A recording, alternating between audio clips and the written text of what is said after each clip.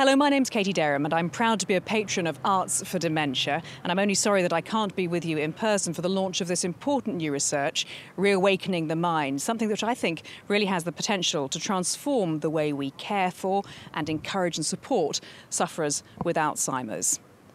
Now, I'm here at my summer home, the Royal Albert Hall, where, like so many of you, I'm sure, I have experienced so often the transformational power of music and artistic performance. How many times have I sat in the audience here, whether it's been near a camera or just sitting on the floor of the arena, and been transported to another world, been moved by wonderful music, beautiful dance, fabulous drama.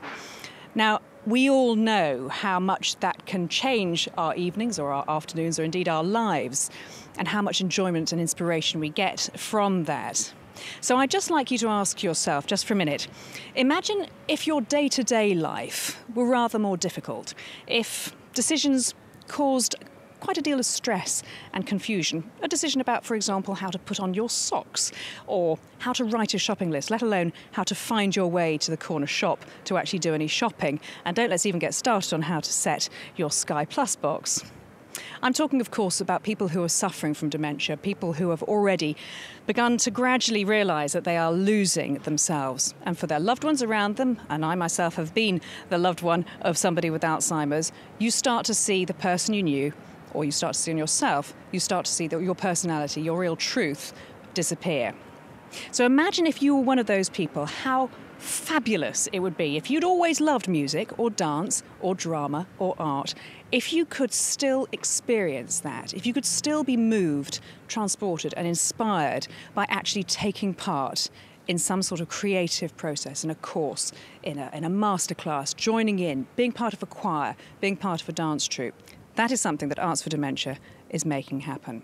This research, which I'm so excited about, is showing that the benefits of being part of the creative process for people who are suffering from dementia aren't just a pleasant way to spend the afternoon. This is something that is actively helping their outlook, their self-esteem, their energy, and indeed their mental prowess for not just a couple of hours, but maybe up to a week after they've taken part in one of these courses. This is something, can you imagine if you have been looking after your husband, your wife, your mother, your father, and you've seen them getting sadder and sadder and more depressed because life is getting so complicated and confusing, and then suddenly you see them back to their old selves for just a few hours.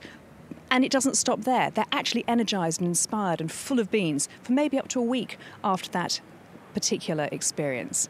This is what Arts for Dementia is providing for so many people. My mum had early onset Alzheimer's. She started becoming very confused in her mid-50s and she died when she was 61. This was a terrible, cruel way for anybody to end their lives. And it was particularly difficult, of course, for my father and for myself, my brothers and sisters, to watch a highly intelligent, funny, musical, lovely, difficult woman sort of become a shadow of her former self. We lost her very quickly, really. She used to love opera, and one of the last things that she enjoyed doing with my father was listening to music. In fact, she used to sing along at high volume in her last few months. I sometimes wonder how on earth the carers ever coped with the loud renditions of various arias from La Traviata or indeed on Il Climor Bartat. But what I'm trying to say is that this was a woman for whom cultural activity, for singing, opera and the arts, was really important to her when she was well, and it continued to be important to her right up to the very end of her life, and it became one of her very last pleasures. I know that if she'd have been able to join one of the courses that's now available from Arts for Dementia, we would have had a much happier mother.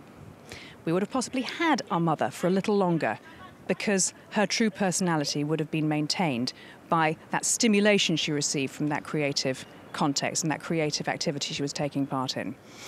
We would have had her for a little bit longer, and for that I would have been incredibly grateful, and indeed so would the rest of my family. So please, ladies and gentlemen, this is a phenomenally exciting development in the care and treatment of Alzheimer's, and I urge you to get involved, find out more and support as much as you can.